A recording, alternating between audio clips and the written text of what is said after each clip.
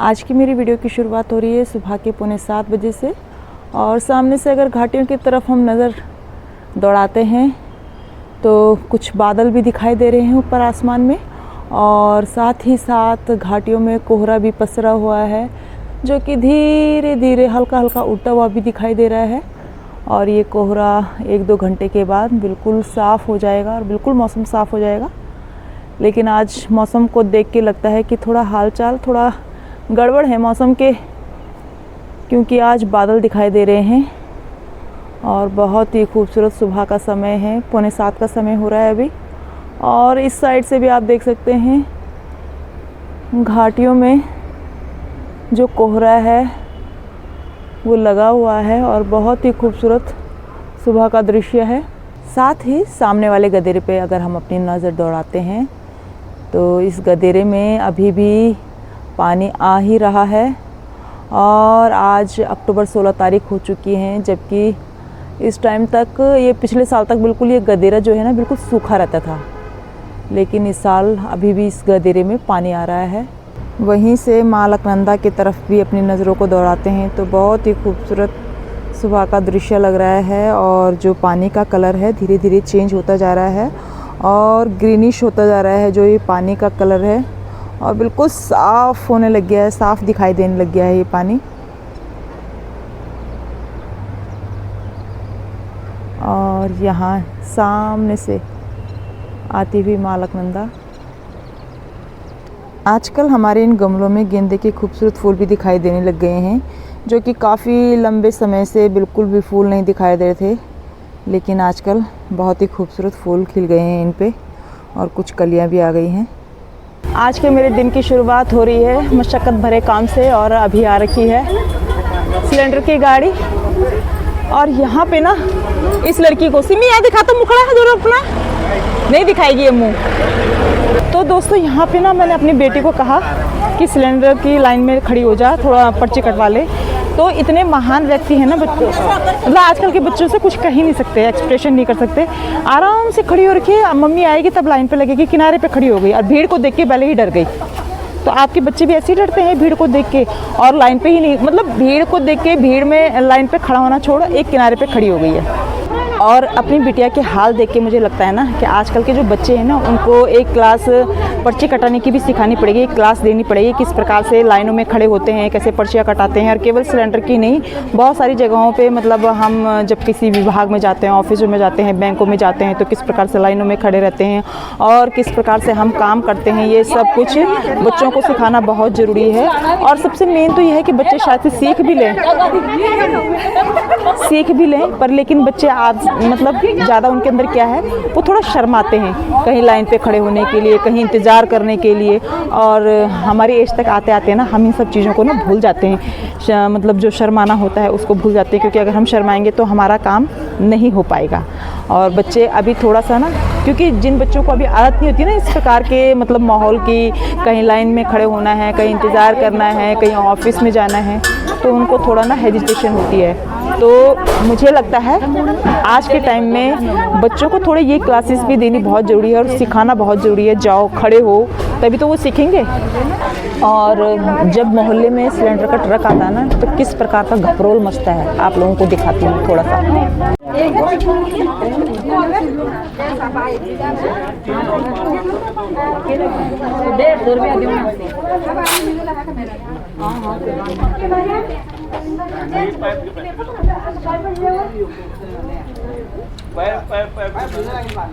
वैसे आज तो ज़्यादा घपरोल नहीं मच रखा, पर कभी कभी तो इतना हल्ला सा होता है ना कि एक बोलता है मेरा नंबर, दूसरा बोलता है मेरा नंबर, अरे मेरा सिलेंडर, मेरा गैस, मेरी पर्ची। तो आज इतना ज़्यादा नहीं लग रहा है, आज लोग तसल्ली से आराम से कर रहे हैं। और कभी कभी तो बहुत ही ज़्यादा भीड़ रहती है, पर आज ठीक ठाक है, इतनी भीड़ तो नॉर्मली रहेगी। वैसे भी आजकल काफ़ी लंबे टाइम के बाद ये सिलेंडर की गाड़ी आई है, क्योंकि जब हम सिलेंडर भराने के लिए आते हैं तो उस टाइम सिलेंडर की जिम्मेदारी भी बहुत खास होती है, वरना कभी कभी ऐसा भी होता है कि लोगों के सिलेंडर गायब भी होते हैं, तो इसीलिए ये भी एक अहम जिम्मेदारी है। अभी मुझे मिल गई है यहाँ पे सिलेंडरों की देखभाल करने की जिम्मेदारी। एक सिलेंडर ये सौम्या का है, एक सिलेंडर हमारे पड़ोसी का है, एक सिलेंडर के ऊपर मैं बैठ रखी हूँ और मेरी देवरानी का सिलेंडर पता नहीं कहाँ रख रखा है। चलिए, तो अभी यहाँ पे मैंने दे दिया है अपनी देवरानी के पास पर्ची कटाने के लिए। एक बात मैं यहाँ पे इस वीडियो के माध्यम से कहना चाहूँगी कि जिस प्रकार से यहाँ पे सिलेंडरों का वितरण किया जाता है, तो यहाँ पे वेट मशीन भी जरूर आनी चाहिए, क्योंकि इतने सारे लोगों का सिलेंडर आता है और हर बार लोगों की ये समस्या जरूर रहती है कि हमारा सिलेंडर कम तो नहीं है, ज़्यादा तो नहीं है, मन में हमेशा शंका बनी रहती है। तो जब इतने सारे लोगों को यहाँ पे सिलेंडर बांटा जाता है तो एक वेट मशीन जरूर आनी चाहिए, क्योंकि वैसे भी सभी जगह शहरों में हो चाहे किसी भी, हम तो जहाँ बड़ी बड़ी सिटियों में देखते हैं सभी जगह मतलब वेट मशीन आती है। तो मुझे लगता है कि यहाँ पर भी ऐसी सुविधा होनी चाहिए कि वेट मशीन आनी चाहिए, जिससे जो ग्राहक है वो संतुष्ट हो सके और संतुष्ट होकर अपने सिलेंडर को घर ले जा सके।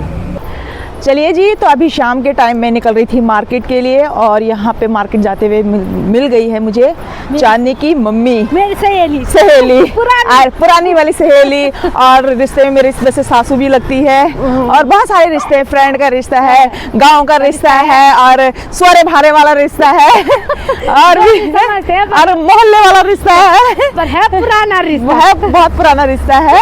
और अब तो क्योंकि अब जब से हम रुद्रप्रयाग गए तब से तो मिलना बहुत कम हो गया। हाँ। लेकिन जब पहले गांव में थे तो घास के बेस्ट फ्रेंड थे, घास वाले बेस्ट फ्रेंड थे हम दोनों। हाँ। और खूब जब जंगल में जाना था तो खूब हंसी ठिठोलियां करनी थी, खूब मजाक करना था और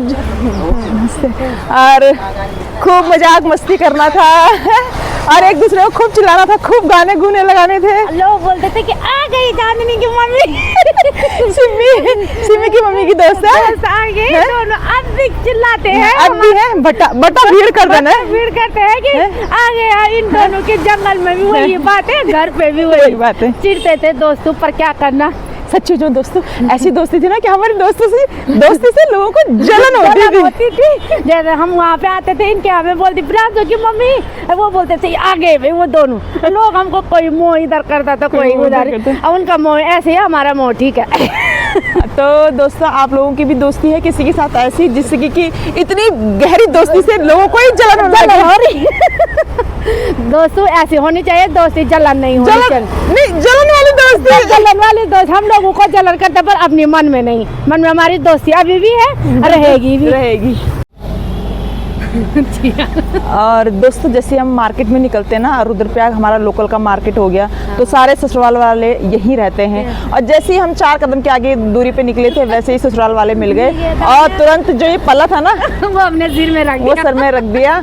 और जैसे मार्केट में निकलो ना भूल जाते हैं हम कि यहाँ पे हमारे ससुराल वाले भी रहते हैं। हम सोचते हैं दोस्तों हम पता नहीं कहाँ कौन से शहर में आ रखे हैं, रुद्रप्रयाग शहर में, रुद्रप्रयाग शहर है। अब तो दोस्तों सबके बहू मम्मी पापा वाले हैं तो थोड़ा मतलब हम ही हैं, हम भी सोच रहे हैं कि आंटी अंकल है हम भी सोच रहे हैं उन्हीं की शोर कर रहे हैं, पर नहीं होता दोस्तों हमसे, हम थोड़ा पुराने ख्याल के हो गए। हमारी शादी 2005 की है, अब लोगों की नई नई शादी है, नई अब सास भी बेटी समरी बहू को, बिल्कुल बिल्कुल। और हम तो ऐसे ही हैं जैसे पुराने जमाने का हुकूमत चलाने वाले सास हमारी। तो दोस्तों इसकी 2005 में हुई शादी, लेकिन मेरी तो 2001 में हुई थी। हाँ। इनसे भी ज्यादा पुरानी है। पर कोई बात, ये तो नौकरी वाले हैं तब फिर भी बाहर रही होगी। हमने तो दोस्तों घास ही काटे, अब भी घास ही काटे और आगे भी देखते हैं क्या होता है। नहीं दगड़ियों, इसके साथ मैंने भी खूब जम के घास काटा हुआ है, पर अब नहीं दोस्तों, 10 साल 5 साल हो गए ना गोया। हाँ 7-8 साल, हाँ 7-8 साल अभी इसने घास दगड़ियों 7-8 साल से भूल चुके हैं बांझे रख दिए घास काटना। और ये देखो चुगलखोर मेरी दोस्त बांझे रख दिए खेत। दगड़ियों बांझे नहीं रख रखे, मैंने अपनी जेठान को दे रखे हैं घास काटने के लिए और थोड़ा बहुत दाल दूल उगाने के लिए है। इसकी जेठान ऐसी बुली इस साल तो नहीं हुआ है, आज शादी और बुली थी और बुली। अभी मैं आ रखी हूँ गुसाई फर्नीचर हाउस में और यहाँ से मैं आप लोगों को अपने रुद्रप्रयाग का बहुत ही खूबसूरत नज़ारा दिखाती हूँ। और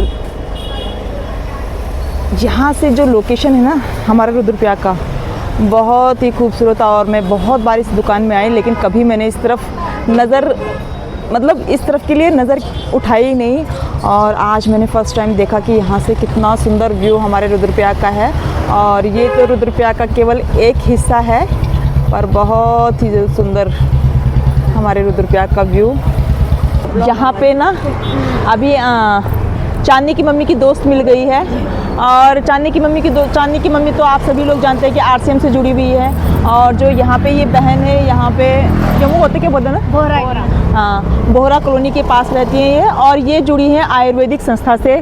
और आयुर्वेदिक में जितनी भी आयुर्वेदिक दवाइयाँ वगैरह किस टाइप की, बीपी शुगर थायराइड कोई भी, हाँ, तो बीपी शुगर थायराइड और भी मतलब जो जिन बीमारियों से आम आदमी जूझता है, तो इस प्रकार की बीमारियों की जो दवाइयाँ हैं वो इनकी संस्था में मिलती हैं। और डिटेल में हम नेक्स्ट ब्लॉग में कभी आपसे बात करेंगे, है ना।